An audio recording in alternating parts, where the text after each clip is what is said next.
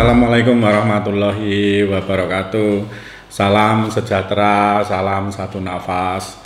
Teruntuk sedulurku dimanapun kalian berada, di kesempatan Kamis malam waginan loh, malam Jumat wagi. Semoga kita dalam kondisi yang masih tetap fit, tetap bersemangat, selalu mengikuti streaming Padepokan Kumbang Malam. Ini spesial di kesempatan Jumat Wage kali ini mereview pertanyaannya Mbak Andin dari Kertosono. Assalamualaikum Mbak No, mohon maaf, saya TKW di Hong Kong, sudah kurang lebih sekitar 7 tahun. Dan posisi sekarang sudah di rumah, berkeluarga, dan saat ini dikaruniai 1 orang anak. Tetapi di dalam keluarga saya selalu aja muncul masalah-masalah yang mungkin kurang bisa diharapkan dan masalah-masalah yang kecil jadi gede. Jujur Mbak No, sebelum saya berkeluarga, ketika saya bekerja jadi TKW di Hong Kong, saya melakukan atau pasang susu. Apakah susu tersebut yang mempengaruhi kondisi keluarga saya saat ini? Kalau memang iya, bagaimana cara melepaskan susu tersebut Mbak No? Jujur saja, saya sebenarnya pengen banget langsung ke Padepokan, tapi kondisi baru pandemi seperti ini masih dilarang oleh keluarga. Insya Allah dalam waktu dekat Mbak No, saya akan bersilaturahmi langsung ke Padepokan. Terima kasih atas segala bantuannya Mbak No, semoga Kumbang Malam semakin berkembang. Amin. Gini Mbak Andin, sehubungan dengan susu, pasang susu, jika dikaitkan dalam kondisi keluarga saat ini, apakah punya pengaruh? Kalau menurut pengalaman saya pribadi, pengaruh susu ini sebenarnya tidak hanya di dalam lingkungan keluarga, tapi pengaruh kepada semua hal.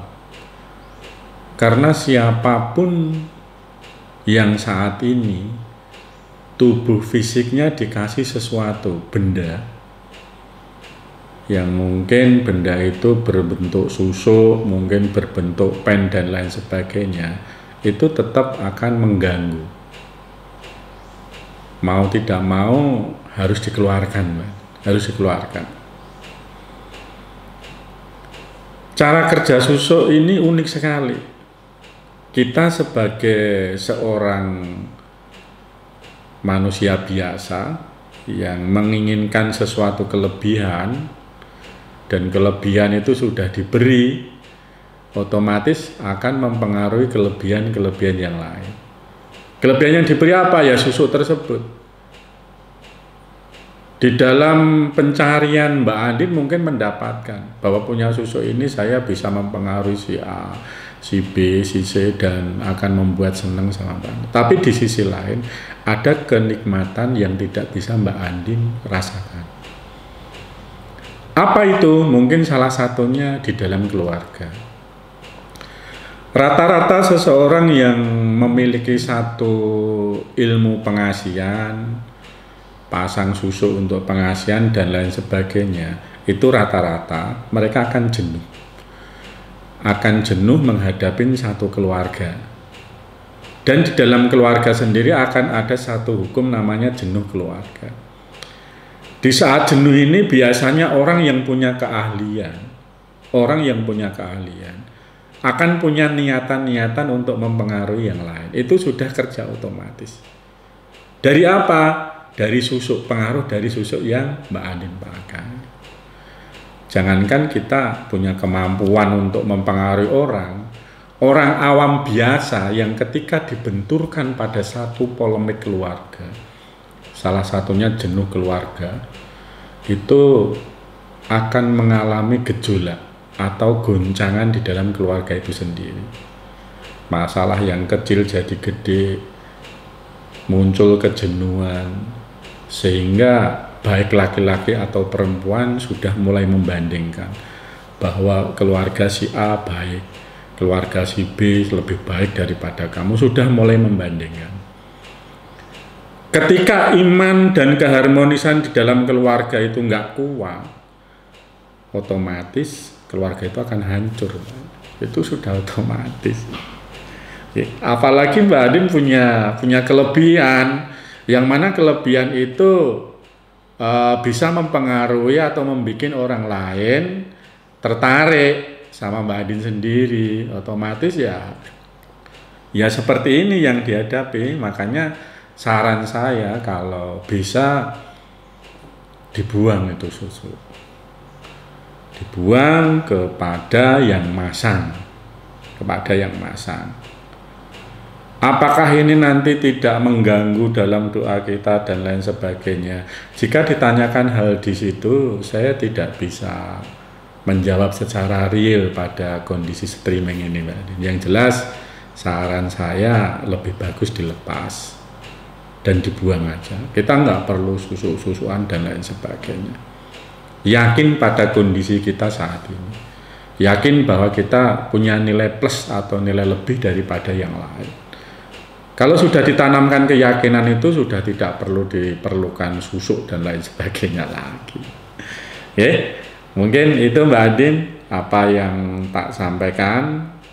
Dan untuk sedulur-sedulurku di luar sana, sebelum menentukan pilihan untuk memasangkan sesuatu di dalam tubuh yang mungkin di era tahun 2001 sampai 2009 itu baru tren-trennya, sampai bahkan 2013 kemarin tren-trennya bahwa ayo semua dipasang susuk, nguntal gotri, nguntal baja, timah dan lain sebagainya. Saran saya, apakah itu nggak boleh dilakukan? Boleh, siapapun sah, tidak ada yang melarang Anda melakukan seperti itu. Karena pada prinsipnya hidup ini itu pilihan. Yang menentukan nasib kehidupan kita adalah kita sendiri. Kita sendiri. Yang bisa merubah nasib hidup kita juga kita sendiri. Tetapi ketika kalian menentukan kehidupan kalian dengan cara seperti yang Mbak Andin lakukan, atau dengan cara seperti yang sedulur-sedulurku di luar sana dilakukan, dengan memiliki satu kekuatan melalui asma, melalui ya kayak saya ceritakan tadi, untal, gotri dan lain sebagainya, ya otomatis yang dicari itu didapatkan. Yang Anda cari, yang Anda yakini didapatkan. Kamu punya kelebihan, punya kemampuan plus, kemampuan lebih daripada yang lain. Tapi di sisi lain otomatis ada kenikmatan yang tidak bisa kamu lakukan seperti orang yang lain. Kenapa? Fisik kita ini normal. Jangankan dikasih gotri, tulang yang patah ditanemin pen itu pun harus dilepas. Karena tubuh kita sudah seperti ini, sudah nggak perlu kita ubah-ubah lagi. Untuk itulah tadi tak sampaikan, tentukan kehidupan kamu, tentukan pilihan hidup kamu seyakin-yakinnya, semantap-mantapnya dengan apa yang kamu bisa, dengan apa yang kamu miliki, dengan apa pengalaman kamu. Kalau memang dari situ batas kemampuan kamu terbatas, konsultasikan kepada orang yang paham, yang sekiranya sesuai dengan apa yang kamu inginkan. Maksud saya pengen membuat sesuatu, saya pengen nasib saya lebih baik seperti katakanlah Mas Iman. Mas Iman itu bekerja keras, segala sesuatunya ada terpenuhi. Belajarlah sama mereka. Belajar, dekatin mereka. Bagaimana ilmunya? Saya yakin Mas Iman akan mau berbagi tanpa harus menggunakan susu dan lain sebagainya. Apakah benar susu itu bisa mempengaruhi orang dan bisa memberi kekuatan? Kalau kita berbicara pada sejarah pengalaman saya pribadi, sebenarnya yang memberi kekuatan itu bukan pada benda, bukan pada susu itu. Susu ini hanya sebagai sarana. Dan sepaham saya dulu, sejarah susu itu nggak seperti sekarang. Toko emas nyediakan emas untuk pasang susu, nyediakan berlian untuk dipasang, enggak seperti itu. Hal-hal yang seperti itu terjadi itu perlu dipertanyakan kepada ahli-ahli yang kalian datangin untuk masang itu. Kalau itu ditanyakan ke saya nggak bisa jawab. Karena itu bukan kapasitas saya, tapi belajar dari pengalaman saya. Orang yang bisa memasang susu, bisa memberi satu kekuatan pada benda, tidak hanya susu, tapi bisa berlian, bisa gold. Orang itu punya kelebihan, yang mana kelebihan ini didapat melalui laku ritual yang cukup berat. Melalui ritual yang cukup berat loh.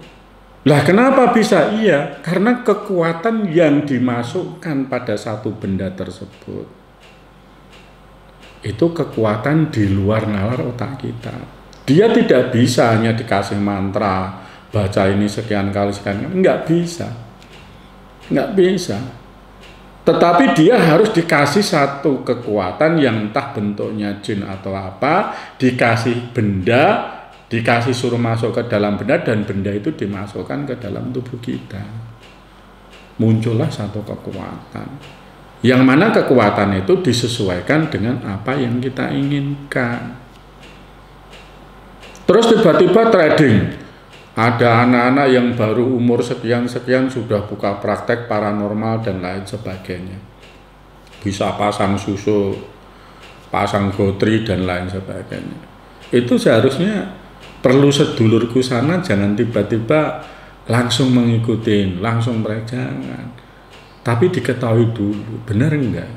Kalau hanya memasukkan, setiap orang bisa lur, bisa masukkan, tancapkan. Gotri telan setiap orang bisa, tapi masalahnya kekuatan yang ada di dalam benda tersebut mampukah orang itu melakukan? Bayangkan lur sekarang, saya punya pengalaman.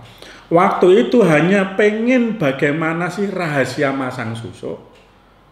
Ternyata saya diwajibkan tidak boleh makan dan minum. Itu selama 1 kali 24 jam dan tidak boleh tidur selama 2 kali 24 jam loh. Nggak boleh tidur.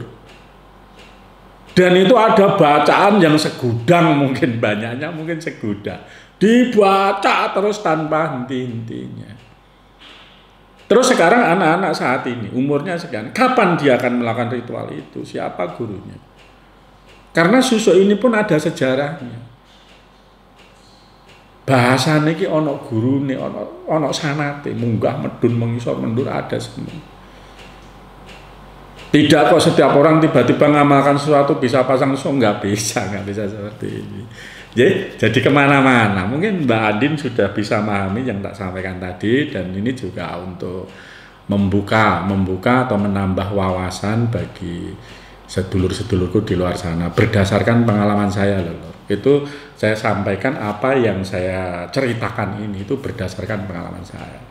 Saya menguasai atau bisa ngisi benda, pasang susu dan lain sebagainya itu 3 tahun lur saya berguru di Jenggawah. Jenggawah itu Cangkring Baru sana, wilayah Jember. Dan guru saya waktu itu masih, karena di sana itu sebagian besar memang bahasanya Madura, logatnya Madura. 3 tahun gitu. Dan saya baru ngerti rahasia, bagaimana cara pasang susu. Itu waktu terbuang percuma selama sekian. Harus ini, harus itu, harus ini. Ya. Semoga tentang susu walaupun hanya sekilas bermanfaat bagi sedulur-sedulurku di luar sana. Di awal sudah tak sampaikan, bolehkah kita pasang susu? Silahkan, itu pilihan.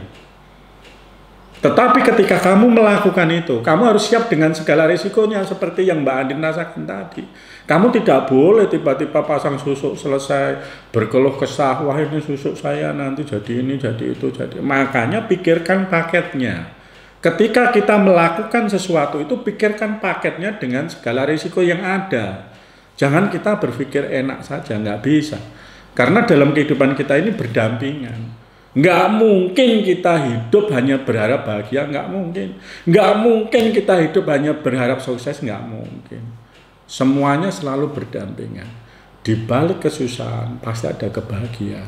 Begitu juga sebaliknya. Di balik kebahagiaan pasti ada kesulitan, pasti ada kesusahan. Seperti itu kehidupan.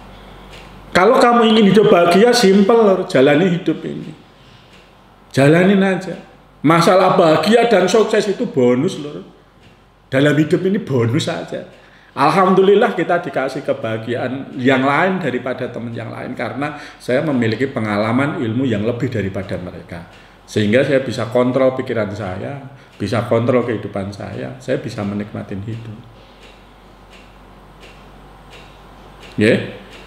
Ayo, dengan pengalaman saya ini dan dengan pengalaman dari Mbak Indin ini bisa diambil hikmahnya.